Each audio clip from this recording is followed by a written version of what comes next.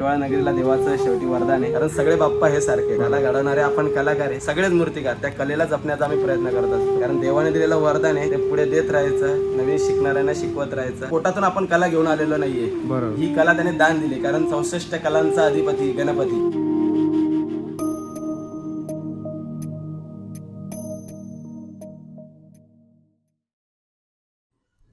मित्रांनो, तर मी आता वर्कशॉपमध्ये आलेलो आहे. माझ्या मित्राचा वर्कशॉप आहे गणपतीचा. तो स्वतः म्हणजे मूर्त्या वगैरे रेडी वगैरे करतो. फार दिवसांपासून इथे यायचा माझा प्रयत्न चालू होता आणि त्याला पण वेळ भेटत नव्हता. सो त्याला आता वेळ भेटला, तर मी आलोय त्याला भेटायला. जाणून घेऊया त्याच्याकडून त्याचा एक्सपिरियन्स काय आहे या गोष्टींबद्दलचा. नमस्कार, माझं नाव मूर्तिकार विकी सोपान महाजन, जिस आर्ट स्टुडिओचा मूर्तिकार. तर विकी, मला तुझ्या वर्कशॉपचा जरा एक्सपिरियन्स सांग. तुझा म्हणजे वर्कशॉप म्हणजे तू कुठून तुला असं वाटलं की मी माझा वर्कशॉप ओपन करेल किंवा असं? म्हणजे लहानपणापासून मी माझा स्वतःचा वर्कशॉप ओपन करेल असं कधी वाटलंही नव्हतं. स्वप्नातही वाटलं नव्हतं की आज जिस आर्ट स्टुडिओ मी ओपन करेल. जवळजवळ मूर्तिकाराच्या म्हणजे काम करायला मला 8 वर्ष झाले. लहानपणापासून मी काम करतोय, 8वीत असल्यापासून. 2-3 वर्ष मी लहानपणापासून असं मी मूर्ती कारखान्यासमोर उभा राहून बघत बसायचो.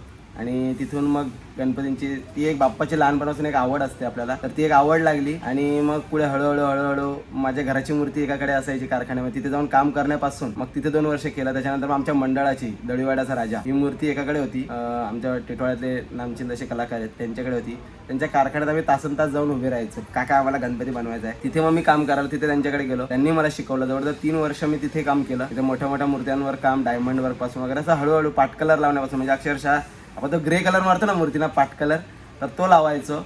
मग तिथून मग शाईचा ब्रश हातात आला. मग ते गोल्डन लावण्यापासून मग ते बॉडी कलर, मग ते स्प्रे गन वगैरे असं सगळ्या गोष्टी करत मग डायमंडवर एक गोष्टी शिकत गेलो. मग तिथून 2 वर्षानंतर मग माझं धोतर फेट्यावर काम चालू झालं. तर तिकडे 4 वर्ष तिकडे प्रवास केला. त्याच्यानंतर मग थोडा कालांतराने मग कस्टमर लोकांची हे झाली की दादा तू स्वतःचं का नाही करत, एक थोडा फेज गेला. आणि त्याच्यानंतर मग कुठेतरी असं वाटलं की शिक्षण एक होतं आपलं, त्याच्यामुळे घरातली पण परिस्थिती थोडंसं त्याच्यामुळे आपण पुढे शिक्षण आहे, त्याच्यामुळे मी स्वतःचा कारखाना करायला कसा वेळ जास्त लागतो, त्याच्यामुळे तो कारखाना मी लवकर केला नाही. पूर्ण शिकून घ्यावं. कारण कसं कारागीर ह्या गणपतीच्या क्षेत्रामध्ये कारागिरांना खूप मोठा मान असतो आणि ऐन टायमावर कारागीर भेटणं, त्याच्यामुळे आपण स्वतः खूप सगळ्या गोष्टी आपल्याला स्वतःला येणं ही खूप मोठी गोष्ट. त्याच्यामुळे या सगळ्या गोष्टी शिकणं खूप पहिली गोष्ट इम्पॉर्टंट आहे. या गोष्टी मी पहिले शिकण्याकडे जास्त कल घेतला. त्याच्यानंतर जसं माझं MSc शिक्षण पूर्ण झालं, टोळा नगरीला देवाचं शेवटी वरदान आहे गणपती बाप्पाचं. तर या गणपती बाप्पाच्या आशीर्वादाने मी माझ्या कारखान्याला 2 वर्षापासून सुरुवात केली. छोट्या मूर्त्यांपासून सुरुवात केली आणि हळूहळू माझ्याकडे पहिली मंडळाची मूर्ती आली. मागच्या वर्षी एक शहाडचा लंबोदर, ती एक मूर्ती आली. आणि एक रेजन्सी बालाजी ग्रुपचा रेजन्सीचा एक मूर्ती होती. अशा 2 मूर्त्या माझ्याकडे मागच्या वर्षी मोठ्या आल्या. एक 8 फुटी होती आणि एक 4 फुटी मूर्ती होती. मागच्या वर्षी त्या 2 मूर्त्या घडवल्या. आणि नंतर असं हळूहळू मग मातीकामामध्ये चालू केलं.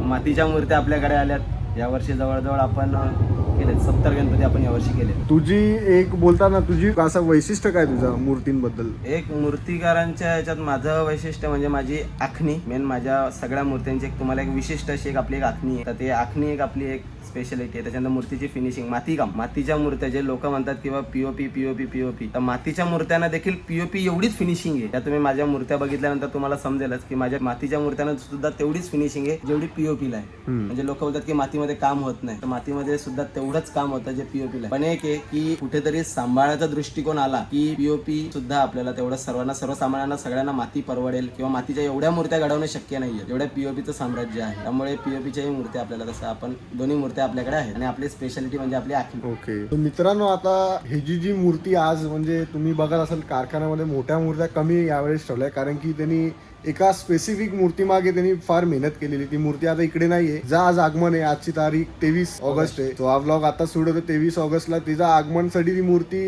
जिथून आगमन तिकडे गेलेली आहे. तर मी तुम्हाला ती दाखवेल व्लॉगच्या, म्हणजे व्लॉग मध्ये येईल ती व्हिडिओ. सो आता त्याच्याकडून आपण त्याचा कारखाना एक्सप्लोर करूया, बघूया त्याच्या कारखान्यामध्ये अजून काय काय मूर्त्या आहे, किती मूर्त्या आणि काय बघूया सर.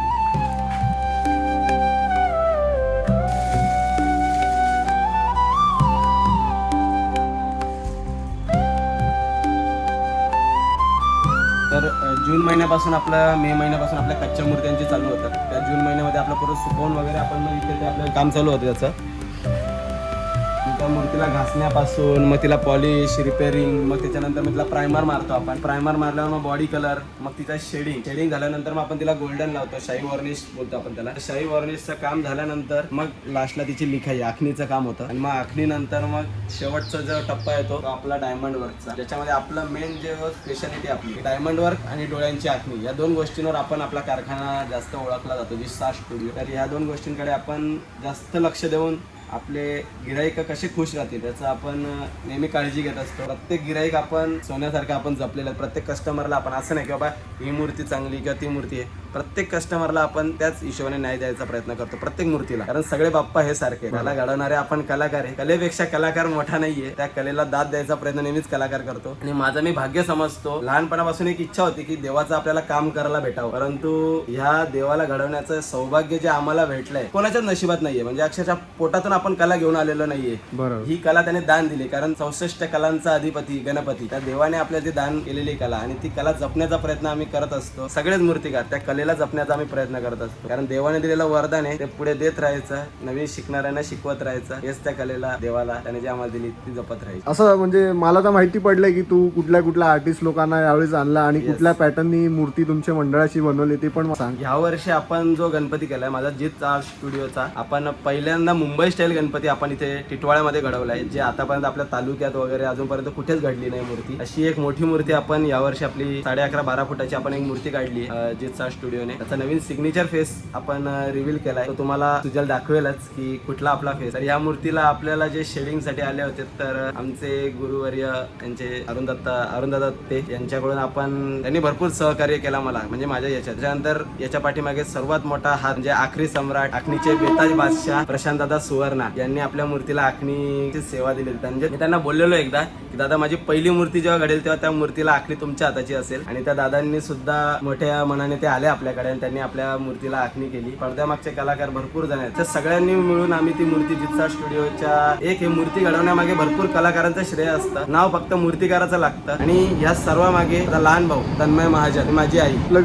विकीच्या मम्मीनी सुद्धा, म्हणजे तुम्ही बघू शकता इथे डायमंड वर त्याची मम्मी सुद्धा याला हेल्प करते या कामामध्ये, आणि त्याची फॅमिली म्हणजे त्याला सपोर्ट आहे, फॅमिली पासून फार सपोर्ट आहे. आपलं जे कार्यशाळेमध्ये आपल्या पूर्ण फॅमिली आपली मदत करते, तेवढेच माझे मित्र. कारण ती मोठी मूर्ती घडवण्यामागे माझ्या मंडळाचं खूप मोठं सहकार्य आहे, ओमकार मित्र मंडळ. कारण एका नव्या कलाकारावर त्यांनी विश्वास ठेवला, ही खूप मोठी गोष्ट आहे. आणि तुम्ही सगळ्यांनी बघा ती मूर्ती कशी वाटते तुम्हाला, नक्की कमेंट करून सांगा सुजलला की ती मूर्ती कशी झाली आहे. आता ती गाईज मूर्ती इकडे आहे ना, इकडे होती. मी काल वर्कशॉपला आलो होतो तेव्हा ती मूर्ती बघितली होती मी. ऑफकोर्स म्हणजे फोटोज वगैरे काढले नाही, कारण की यांना तो डायरेक्ट आगमनच्या टायमाला फेस रिव्हील वगैरे करायचं आहे. तर तुम्ही मूर्ती तुम्हाला दाखवेल त्याची आखणी वगैरे. आणि ती मूर्ती या स्टुडिओमध्ये तुम्ही विचार करा, टिटवाळामध्ये अशी मूर्ती लालबाग पॅटर्न या मुंबईच्या मुंबईला मूर्त्या बनतात मुंबई स्टाईल मध्ये, ते इथे टिटवाळात त्यांनी बनवली आहे. आणि फर्स्ट टाइम असं होतंय की अशा मूर्त्या इकडे बनवल्यात. असे मंडळ आहेत काही जे आणतात परेल वगैरे, म्हणजे ती मूर्ती इकडेच बनली या स्टुडिओमध्ये. तर फक्त हा मोठ्या मूर्त्या तर नाही बनवत, ऑफकोर्स छोट्या मूर्त्यांचे पण काम करतो तो. छोट्या मूर्त्या तुम्हाला दाखवतो मी. तर हे सर्व छोट्या मूर्त्या पण आहेत त्याच्याकडे, हे सर्व त्यांनी बनवले आहेत. हे सर्व गोष्टी म्हणजे POPच्या पण आहेत त्याच्याकडे अवेलेबल, आणि मातीच्या पण आहेत. म्हणजे जसं तुम्हाला पाहिजे तशा मूर्त्या त्याच्याकडे मिळतील. आणि या सर्व गोष्टी विकीनी केलेल्या आहेत. ऑफकोर्स त्यासोबत त्याची टीम पण आहे काय पण त्यांनी सगळी जबाबदारी स्वतःने एकट्याने उचललेली. तर विकी, मी म्हणजे असं ऐकलंय की तुझ्याकडे मोठमोठे नेता लोकांच्या पण मूर्त्या आहेत, त्याच्याबद्दल काय सांगशील? त्यांना तुझ्याबद्दल कसं कळालं आणि ते तुझ्याकडे कशी काय त्यांची मूर्ती म्हणजे आली? मी जेव्हा कॉलेजला होतो तेव्हा माझे मित्र नरेंद्र पवारांचा मुलगा हिमांशू पवार, त्याची मूर्ती आपल्याकडे येत असते. तर त्या मित्रांकडून ती मूर्ती आपल्याकडे आली अचानक, आणि त्यांच्या देखील ते जवळजवळ आपण त्यांच्याकडे 3 वर्ष आले त्यांचा गणपती आपण आपल्या कारखान्यामध्ये करतोय. या वर्षी सुद्धा एक आहे त्यांची मूर्ती, अशी बऱ्याच मूर्ती आपल्याकडे येत असतात कायम. अच्छा, म्हणजे तुम्ही माझ्या मित्राचं बघू शकतात की नाव कुठपर्यंत आहे. अक्षरशः नेता लोक पण त्याच्याकडे येतात आणि मूर्त्यांचे त्याला ऑर्डर्स वगैरे हाय. त्याचा माझा उद्देश असा आहे की मी स्वतः त्याचा आर्ट बघितलाय, मला फार आवडलंय. तर मी असं, माझी इच्छा आहे की त्याच्याकडे अजून मूर्त्या आल्या पाहिजे. तो अजून लास्ट स्केलला एवढं काम नाही करते, कारण की मॅन पॉवर कमी त्याच्याकडे. सो जसं होतं तसा प्रयत्न करतोय. पण माझी इच्छा आहे की तो प्रसिद्ध झाला पाहिजे, प्रसिद्ध मोठा कलाकार झाला पाहिजे. जे व्हिडिओ बघतो तुम्हाला शेअर करा, मी तर बोले व्हिडिओ शेअर करा. मी ह्या माझ्याशी कॉन्टॅक्ट करा. मी याचे सर्व डिटेल्स देईल. जित कला केंद्र ह्याच्या स्टुडिओचं नाव आहे. तर तुम्ही व्हिजिटला या. म्हणजे आता तो मागी गणपती जे आपले हे गणपती आहेत आता जे येणार ते नवरात्री त्यांचे पण ऑर्डर्स येतात त्याच्याकडे. तुम्ही पण द्या, तुम्हाला आवडेल त्याचं काम. एकदा ट्राय करा, विकीला व्हिजिट करा. तर नक्की आपल्या जितचा स्टुडिओला तुम्ही नक्की एकदा व्हिजिट करा की तुम्हाला आपलं काम आवडेल. बाकी तुम्हाला जसे गणपती लागतात आपले पण फोटो स्केच प्रमाणे वगैरे मंडळाच्या सार्वजनिक गणेशोत्सव मंडळाच्या तर आपला तुम्हाला फेस समजेलच आपला. तर त्या फेस प्रमाणे तुम्हाला जसे गणपती लागतील त्या हिशोबाने आपल्याकडे 1 ते 14 फुटापर्यंतचे गणपती आपण करतो. तर नक्की या आणि आपल्या जितचा स्टुडिओला नक्की एकदा भेट द्या.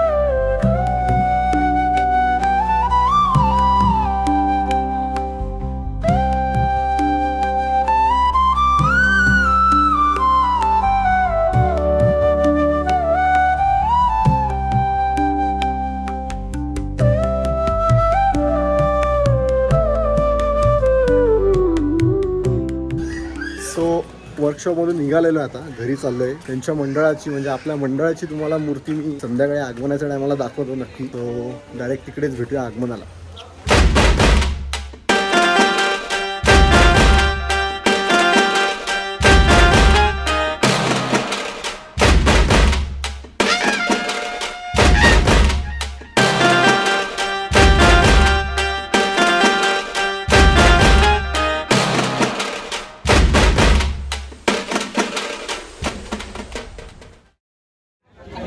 सो आर्ट आणि आर्टिस्ट हीच आहे ती व्हिडिओ गाईस जी तुम्ही प्रतीक्षा केली. मुंबई पॅटर्न मूर्ती विक्की महाजननी बनवलेली. विक्की, तुला कसं वाटतं आगमन सोहळा? मला तर फार आवडलं. तुला कसं, तू काय बोलतो, तुझा अनुभव?